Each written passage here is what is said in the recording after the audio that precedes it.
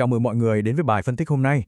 Có bao giờ bạn tự hỏi, ranh giới giữa một lời nói dối vô hại và một sự lừa dối thảm khốc, nó mỏng manh đến mức nào không? Đôi khi một lời nói dối không chỉ dừng lại ở việc bảo vệ thể diện, mà nó còn được dùng để xây dựng nên cả một cuộc đời ảo tưởng. Hôm nay, chúng ta sẽ cùng bóc tách kiến trúc của sự ngụy tạo danh tính và đi sâu vào những góc khuất tăm tối nhất của tâm lý con người. Ok, chúng ta hãy bắt đầu với một câu chuyện có thật từng gây rúng động thế giới. Năm 1993, một người đàn ông tên là Jean-Claude Roman đã ra tay tàn độc với chính gia đình mình. Nhưng điều đáng sợ nhất không chỉ nằm ở tội ác đó đâu, mà là động cơ phía sau nó. Người đàn ông này đã sống trong một lời nói dối khổng lồ, che đậy mọi thứ về bản thân suốt 18 năm ròng rã. Ok, hãy cùng đi sâu vào chuyện này và nhìn thử sự đối lập kinh khủng này xem. Trong mắt mọi người xung quanh, Jean-Claude Roman là một bác sĩ thành đạt làm việc tại Tổ chức Y tế Thế giới, tức là WHO đó. Một người chồng, một người cha cực kỳ tận tụy. Nhưng sự thật thì sao? Hắn ta hoàn toàn thất nghiệp. Hắn chưa từng tốt nghiệp trường y và đã lừa đảo toàn bộ tiền tiết kiệm của người thân để duy trì cái vỏ bọc xa hoa đó. Khi nguy cơ bị vạch trần đến quá gần, mức độ rủi ro của việc ngụy tạo danh tính này đã đạt đến một đỉnh điểm đẫm máu. Và điều đó đưa chúng ta đến phần 1, những vỏ bọc hoàn hảo. Thật ra thì Jean-Claude Roman không phải là người duy nhất có khả năng tạo ra một ảo ảnh xuất sắc đến vậy. Chắc hẳn nhiều người trong chúng ta từng nghe qua cái tên Anna Sorokin. Người phụ nữ này đã lừa đảo hàng trăm ngàn đô la từ giấy tinh hoa ở New York. Bằng cách nào ư? Đơn giản là bằng cách xóa bỏ hoàn toàn thân phận thật của mình là một người nhập cư Nga thuộc tầng lớp trung lưu. Thay vào đó, cô ta tự nhào nặn ra một nhân vật hư cấu hoàn mỹ, Anna Delvey, một nữ thừa kế giàu có người Đức với gu thẩm mỹ tinh tế và khối tài sản khổng lồ chưa từng tồn tại. Nhưng sự lừa dối của Anna Sorokin không chỉ là vài ba lời khoác lác. Phân tích tâm lý cho thấy cô ta có một tư duy xã hội mang tính chiến lược cực kỳ cao, nhưng lại đi kèm với sự tách biệt cảm xúc sâu sắc và hoàn toàn không có sự đồng cảm. Cô ta không chỉ nói dối đâu, cô ta đã thực sự khoác lên mình một nhân dạng mới, một cách vô cùng lạnh lùng, tính toán và không hề nao núng. Vậy điều gì đã thực sự xảy ra trong tâm trí của những con người này? Chúng ta sẽ bước sang phần 2, cơ chế tự lừa dối. Trong tâm lý học, hiện tượng này gắn liền với các thuật ngữ là pseudologia fantastica và Ripley syndrome. Bạn biết đấy, nó hoàn toàn khác với những lời nói dối thông thường mà chúng ta hay dùng để trốn phạt hay kiếm lợi. Những người mắc pseudologia fantastica và Ripley syndrome bị thúc đẩy bởi một khoảng trống sâu thẳm của sự tự ti tột độ. Họ kiến tạo nên một thực tại hoàn toàn mới và tin vào nó đến mức chính bản thân họ cũng không thể phân biệt được đâu là ảo tưởng do mình tạo ra, đâu là thực tại khách quan nữa. Và điểm thực sự thú vị ở đây là mô hình trí tuệ phân đôi của họ. Các nghiên cứu chỉ ra rằng những cá nhân này thường có chỉ số IQ ngôn ngữ rất cao, cho phép họ trở thành những bậc thầy kể chuyện, thêu dệt những chi tiết logic và cực kỳ hấp dẫn. Chính khả năng kể chuyện này hoạt động như một tấm khiên vững chắc, che đậy đi sự thiếu hụt sâu sắc bên trong tâm hồn, và chỉ số IQ thực hành đôi khi lại rất thấp của họ. Về cơ bản, họ dùng ngôn từ bóng bẩy để lấp liếm đi sự yếu kém thực sự. Xét về mặt tiến hóa, có một giả thuyết cực kỳ hấp dẫn như thế này. Bằng cách tự thuyết phục bản thân rằng lời nói dối chính là sự thật, kẻ lừa đảo đã loại bỏ được gánh nặng nhận thức. Nghĩa là bộ não của họ không còn phải căng lên để nhớ xem đâu là sự thật, đâu là lời bịa đặt nữa.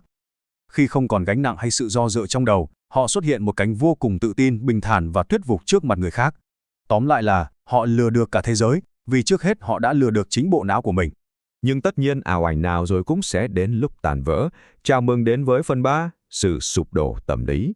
Sự trượt dài tâm lý này thường diễn ra qua 3 giai đoạn rõ rệt. Bắt đầu, nó chỉ là một lời nói dối mang tính phòng thủ để bảo vệ hình ảnh bản thân. Nhưng trải qua nhiều năm, lời nói dối này lăn thành một quả cầu tuyết khổng lồ, ép người đó phải sống trong trạng thái phân ly hoàn toàn với thực tại.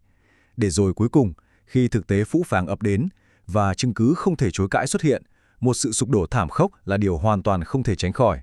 Hãy xem cách hai cá nhân mà chúng ta vừa nhắc đến phản ứng khi vỏ bọc vỡ vụn nhé. Jean-Claude Roman đã chọn một con đường đẫm máu. Hắn sát hại gia đình mình với một suy nghĩ vặn vẹo rằng hắn đang giải thoát họ khỏi nỗi đau khi phải đối mặt với một sự thật trống rỗng. Ngược lại, Anna Sorokin lại coi sự sụp đổ của vỏ bọc Anna Delvey chỉ như một cuộc thử nghiệm xã hội mà thôi. Cô ta duy trì một sự tách biệt hoàn toàn lạnh lùng, tự coi mình là một doanh nhân táo bạo, chứ tuyệt nhiên không có chút hối hận nào của một kẻ lừa đảo. Thật đáng sợ đúng không? Nhưng giờ, hãy tạm gác lại những vụ án cực đoan đó để nhìn vào chính chúng ta. Phần 4. Hội chứng Cyber Replay. Vậy thì, điểm mấu chốt ở đây là liệu tất cả chúng ta có đang mang trong mình một hạt giống của sự ngụy tạo danh tính không? Hãy thử kết nối những diễn biến tâm lý từ các tội phạm mạo danh cực đoan đó với thói quen hàng ngày của chính chúng ta. Việc cắt cúp, chỉnh sửa và phơi bày một cuộc sống hoàn hảo không tì vết trên các hồ sơ mạng xã hội. Có một thống kê thực sự đáng kinh ngạc thế này. Các nghiên cứu ước tính có đến 80% người dùng mạng xã hội tham gia vào một hình thức nào đó của việc khuếch đại vị thế bản thân trên không gian số. Đây chính là minh chứng rõ nét cho thấy hội chứng Cyber Ripley ở dạng nhẹ đang lan rộng như thế nào. Tất cả chúng ta đều đang khao khát lượt thích, sự công nhận thông qua một danh tính kỹ thuật số được thiết kế tỉ mỉ, và chắc chắn là nó bóng bẩy hơn hẳn đời thực. Nhưng xu hướng này trở nên tối tăm hơn rất nhiều với một hiện tượng có tên là Munchausen by Internet. Bạn có thể thấy điển hình trên các nền tảng như TikTok, nơi một số người dùng cố tình bịa đặt hoặc cường điệu hóa các bệnh lý tâm lý hoặc thể chất. Họ tạo ra những phiên bản giả mạo của hội chứng Tourette hay Dissociative Identity Disorder. Tại sao ư? Chỉ để tận dụng lòng thương cảm và khao khát trở thành trung tâm của sự chú ý mà không cần phải thực sự trải qua sự đau đớn của bệnh tật. Và điều này minh họa một cách cực kỳ rõ nét cách mà những cá nhân này thao túng các cộng đồng mạng. Dấu hiệu nhận biết rất rõ ràng, các triệu chứng của họ thường bị làm quá lên như một vở kịch. Những cơn nguy kịch luôn xảy ra đúng lúc cần sự quan tâm nhất, và họ luôn biết cách lôi kéo sự chú ý về phía mình mỗi khi có ai đó khác trong nhóm gặp khó khăn thực sự.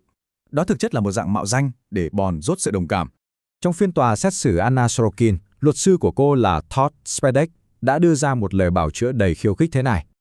Có một chút Anna trong mỗi chúng ta. Lời nói này thực sự buộc chúng ta phải khựng lại và suy ngẫm sâu sắc. Dù là để che đậy một khoảng trống vô tận trong tâm hồn dẫn đến tội ác, hay chỉ đơn giản là dùng thêm vài lớp bộ lọc ảnh để đổi lấy sự tung hô trên không gian mạng, ranh giới giữa bản ngã chân thật và danh tính được thêu dệt, đôi khi lại mỏng manh đến đáng sợ. Cảm ơn mọi người đã đồng hành cùng bài phân tích này. Và lần tới, khi bạn lướt qua một hồ sơ hoàn hảo trực tuyến, hãy tự hỏi, đằng sau vỏ bọc đó thực sự là gì?